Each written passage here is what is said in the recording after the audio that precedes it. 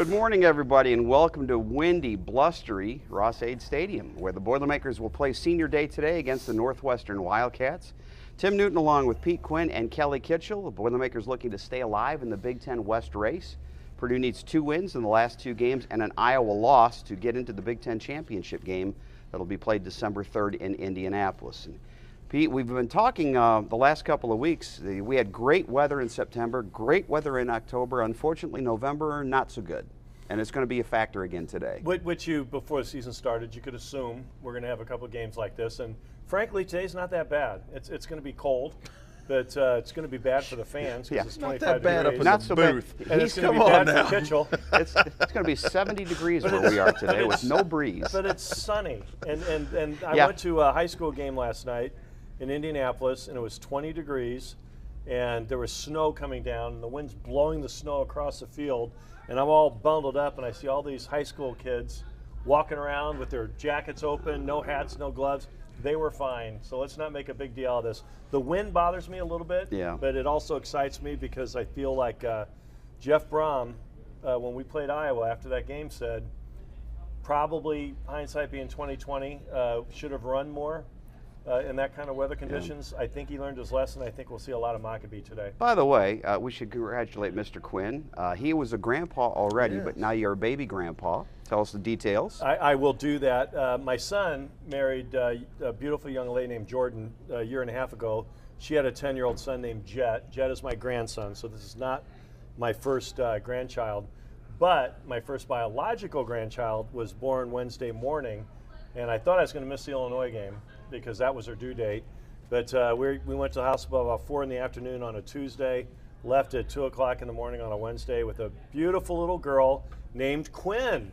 They named my grandchild Quinn. So Quinn Louise Combs is stunning and absolutely guaranteed she will probably end up President of the United States. She's got every asset that you need to be a success. So it's been wonderful. Susan's not here today. Susan's back with Quinn and my daughter Kristen. No pressure at all, Quinn. No pressure at all. She'll be fine. Kitch, I don't think you have baby news for us, but No. by the way, congratulations. West Lafayette concluded its football season Great last night. season. I know the disappointing loss to Chitar, but that was a great season for the Red Devils to get to the semi-state. It was a great season.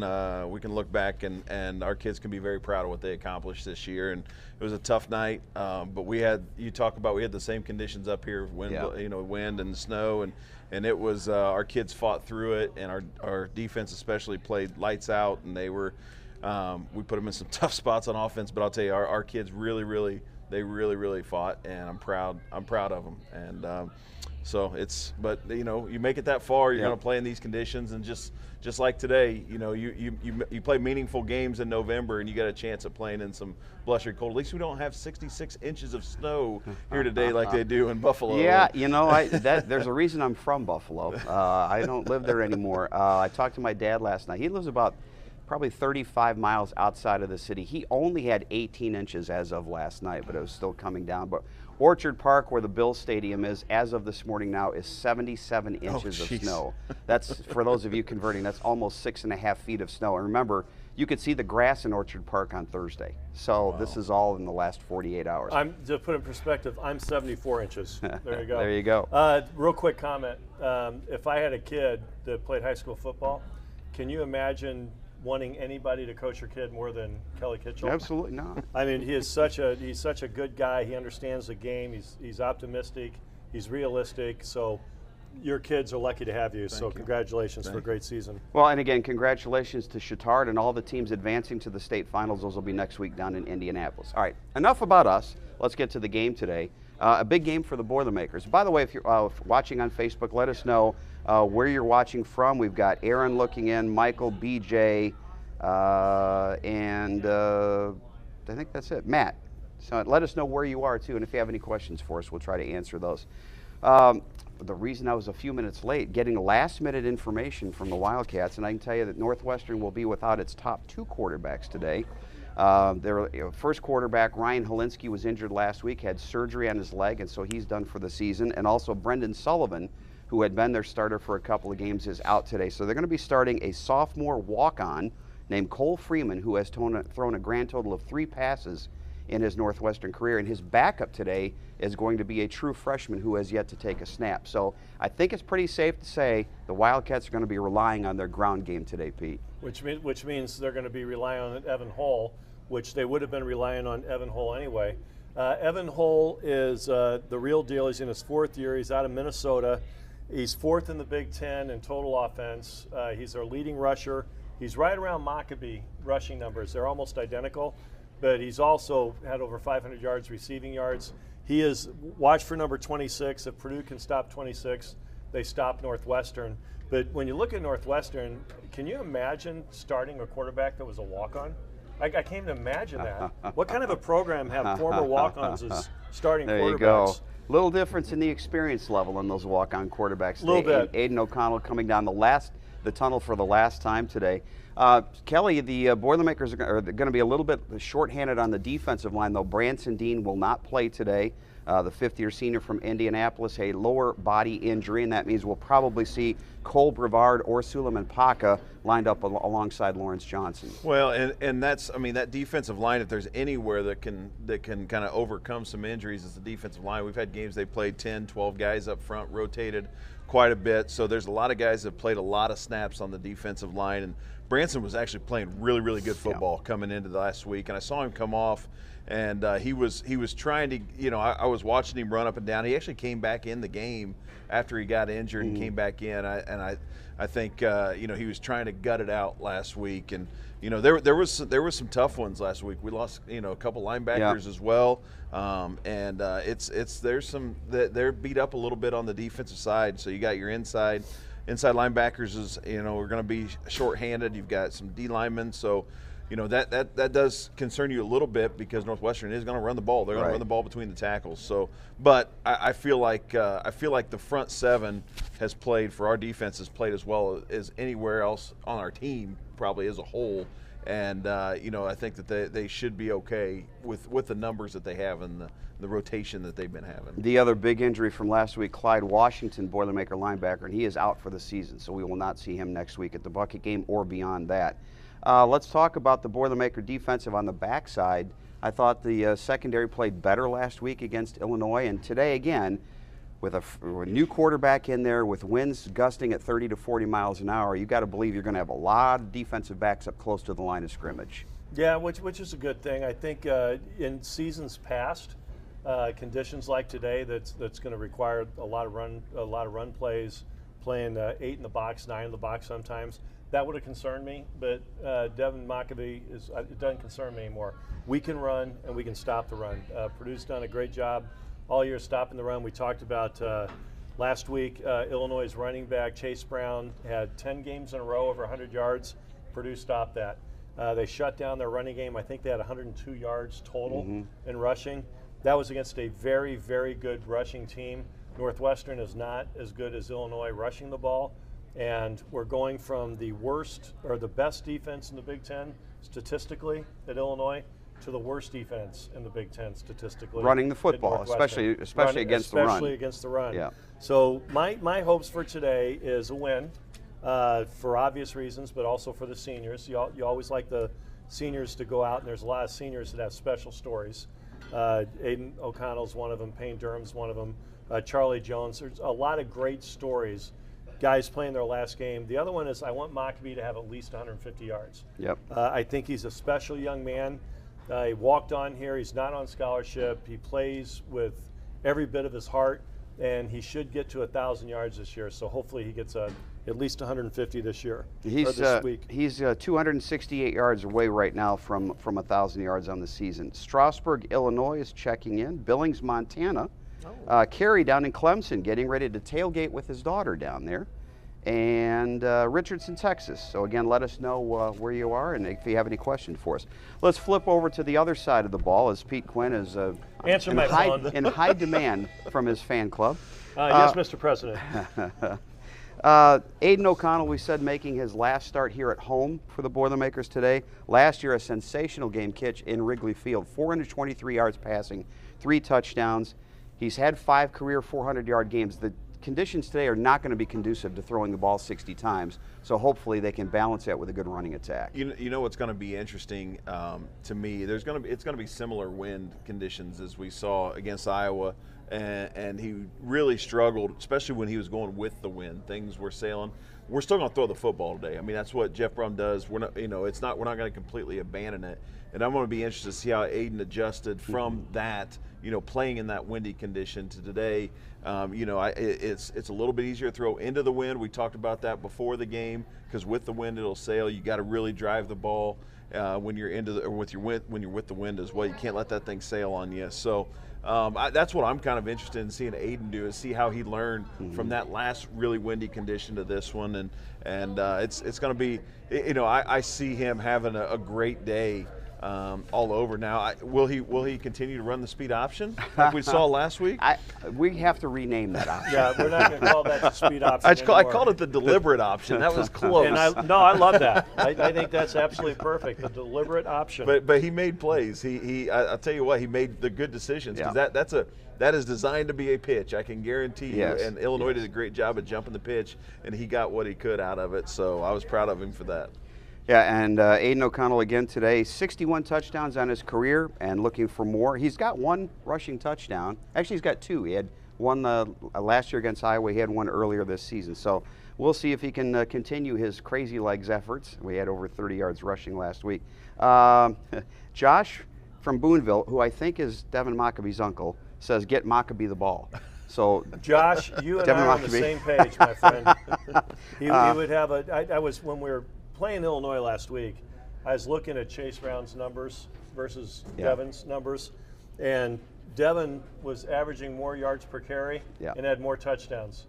So Devin is a 1,000-yard rusher and didn't play in Penn State.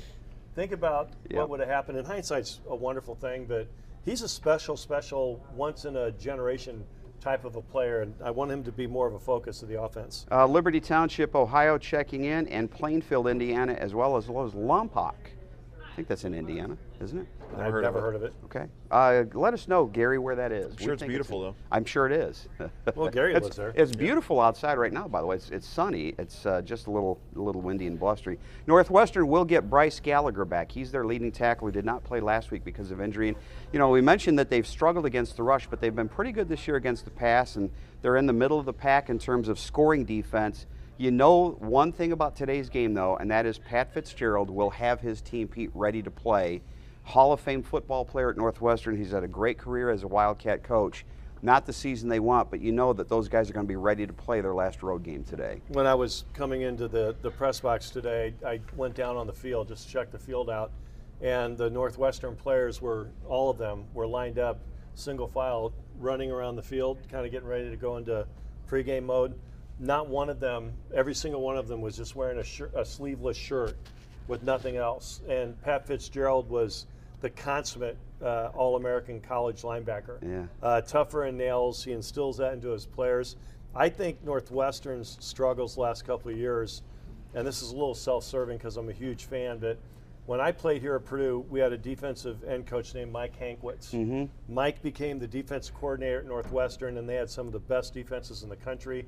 He retired 2 years ago, and they've really, really struggled. Yep. So Pat Fitzgerald, who is a great coach and could have left Northwestern a dozen times for bigger profile programs, but is loyal to his alma mater, he's going to make some changes. He's going to have to make some changes because this is, by far, will be the worst season. His first season, I think he was 4-8. Mm-hmm. This will be his worst season he's ever had. By the way, Gary has clarified he's in California, so thank you, Gary, for That's tuning why in. we didn't Before understand. 8 o'clock this beautiful. morning, Newburgh, Indiana checking in. How about this one? Cartagena, Colombia. So we're international today with the Facebook Live segment. Aditamiwa Adibara, one of our favorite names in the Big Ten, is a guy who has played both defensive end and defensive tackle. He's the star up front. And he's a guy, Pete, that gets a lot of pressures on the opposing quarterbacks. He does. 6'2", 280 pounds, out of Kansas City. He's got 6 tackles for loss. He's got 4 sacks. But if you look at Northwestern as a whole, they don't play much behind the line of scrimmage. And Purdue is one of the best in the country of preventing tackles for losses and sacks. Purdue's offensive line, to me, has been the story of this season. And I think the offensive line is just going to be fun. But Adetomiwa Adibare, I just wanted to do that because I wanted to show you there I could. Go. Is a real player. And if he is at Purdue, he would be in our rotation. But I think Purdue's offensive line will handle him fine. Kitch, I always think there are two equalizers in any football game. One is weather, which could be an equalizer today. The other is turnovers. And both these teams have struggled this year with turnovers. Purdue's a -4. Northwestern's a -10 in that category. In order for the Cats to have any chance today, they've got to be on the plus side. Well, and that's going to be the key, is when it is cold like this, the ball seems to pop out, and you get those hits that you get a helmet on an elbow, and it just feels different when it's cold like this outside. And -10 is, I mean, that's the difference in winning and losing seasons right there. It's and Purdue's probably overachieved to be a -4. Yeah. We've had a couple, and most of those have come in a couple of games. It was the Iowa games, Wisconsin game, where I think we have 6 in those the turnovers in those 2 games combined, and so that's really. If you can stay on the positive side, I mean, if you're an analytics person at all, I mean, that's the whole difference. You look at that plus-minus ratio on the turnover stuff. So it's really, really tough to overcome those turnovers. You really got to be something special to continue to be really good if you're in the minus category of that. And you want those just to be in singular spots, because if you spread that over the season, if you're a -2 each game or -1 each game, it's almost impossible to have winning seasons. I did a little exercise a few seasons ago, and I think it's worth doing again. I went back 4 or 5 seasons at the end, the season statistics at the end of the year, and I would take the turnover ratio and ranked from number 1 to the worst. Right now, Northwestern's worst. And then I looked at the standings, and they were almost always identical. Yep. It was just comical. So what Kitch is saying is turnovers are so crucial, and the biggest play in any football game is turnovers. Attica, Indiana, and Henderson, Kentucky checking in. Thank you again for tuning in. By the way, we will be coming to you from Bloomington before our radio pregame show. We don't have a start time yet, but whatever it is, you can take an hour and a half earlier than that, and we'll have another Facebook Live segment coming live from Memorial Stadium down in Bloomington next week. Both you guys have been through this before on Senior Day. Kitch, what do you remember, and what's the hardest thing to go through as a senior on your last home game? For me, the hardest thing was just kind of getting out of the routine, right? I mean, because it's you push everything up because you got to do all that stuff. Players get in so much of a routine going into the game. You've got family that are coming in. You're trying to wrangle tickets around. You got your parents. There's an emotional thing on the field as well. So I mean, it is a little bit different. You got to kind of rein it back in once that ceremony is over. But it doesn't sink in until it's over that it is your last game. At least for me, Pete can speak differently on his experiences, but it was one of those where you focus so much on your assignments and what you're supposed to do and getting ready for the game. Nothing really sunk in until I was like, oh, this was the last time I'm going to play in front of Ross-Ade. And then it kind of hits you like a tank afterwards. Pete, a little bit longer for you and me ago when the world was in black and white, but what do you remember from that day?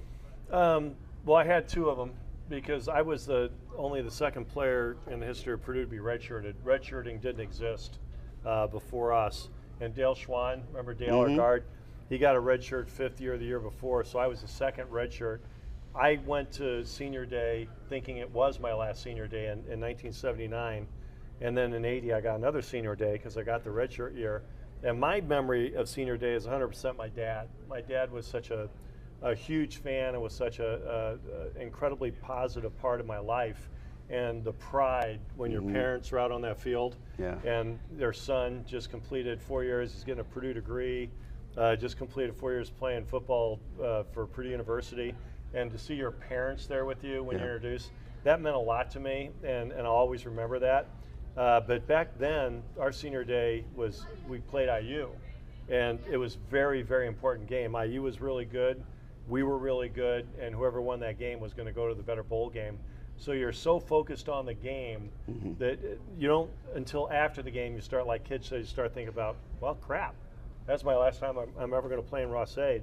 But it's special, and when your parents are out there, it's really special. By the way, that game Pete was talking about, that IU game, still holds the record, single game attendance record at Ross-Ade Stadium. More than 70,000 people here that day. Those are in the days of the temporary bleachers down on the field. Yeah, we had over 70,000. They did a poll, which I thought was real interesting after that game. They said, why did you come to this game? And it was like 94% came to see me play in my last game, which that was a big, shockingly big low. honor. Shockingly low. That was the first 96. Poll ever taken too, by the way. The first poll. But the polling place, it said something like Quinn Family Tree. I had never heard of that one before. Whose turn to go first today? I think it might be Kitch's. All right. I'm going to take Pete's right away on offense. I'm going to go with Devin Maccabee. I'm just waiting for one of you guys to say I'm going to take the whole team, because he's doing offensive lines on me. I'm just going to take the whole team. You guys are done. I'm going to take Maccabee because we need him to have a great day. And I think Pete's 100% correct when he said, Jeff Brom, he says what he's, and usually when he speaks, he's telling you what he's thinking. Yeah, always. And you can get a lot out of by listening to him. And I think that he did, after that game, he did reflect on that and say we needed to run the ball more in that kind of condition. So I think Devin Maccabee is poised to have a big game. And he may be poised to have a big game both rushing and receiving. I can see him getting out of the backfield and catching the ball on some of those little swing passes and things, getting him in space as well.